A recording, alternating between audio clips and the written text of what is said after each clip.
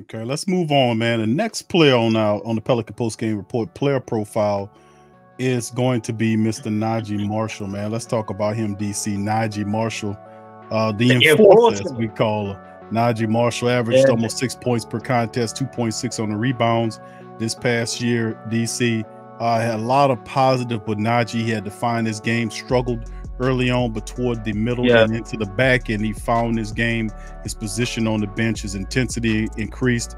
He was fearless in attacking the rim, and Naji had a lot of positive things that went on for him as the season progressed. Let's go into Naji Marshall, recap his season, and then, of course, look at his role in the future. To me, if I had to put a title on Naji Marshall's season, I would say encouraging, because it started off very rocky. So much so, we came up with a name here for Naji, and as we did with the shoes, Big Q's idea, and I just added my little sprinkles to it. The yellow Najis. When he was playing very skittish and erratic and out of control. And, in the beginning of the season, coming into a new system from Willie Green, obviously. But one thing I always respected, I liked about Naji, regardless if he was playing good or bad, he always brought energy, effort, and intensity. The brother he got that by the truckloads. You know what I mean? Very good vibes, very good locker room guy. We all seen the interviews with him, Jose and Bi. Everybody seems to really love this guy on the team, man. And I think as the season went on, that aspect of him helped to propel him on the court. As you've seen Naji in the playoffs, man, nobody wasn't mad when Naji was out there in the playoffs. Now let's be honest. He was making efficient plays.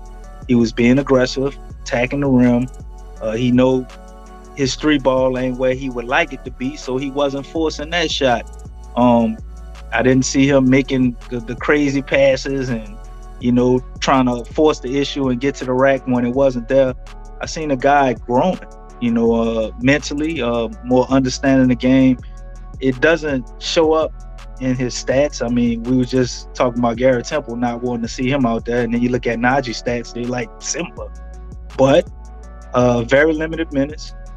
But what doesn't show up as well in the stats was his defensive ability, which I think he's an excellent weapon in that regard, who we can put on multiple guys, and he can defend respectfully. I mean, he's not Herb Jones, but you ain't about to just dog Naji all day. You know what I mean? And much respect to him for that, man. And I really like the turnaround I saw in his season, because early in the season, as you said, it was the yellow Najis, and then they became the black enforcers. You know what I'm saying? He got it together. And the brother was an excellent asset to the bench, in my opinion. But I will say some of his minutes, I mean, he really he's got to elevate in the offseason and go into another level, because I don't know who the Pels are going to draft. Y'all heard me say I want Shaden Sharp, obviously, if he falls. We got Benedict Mathurin. You got a lot of Sohan noise out there.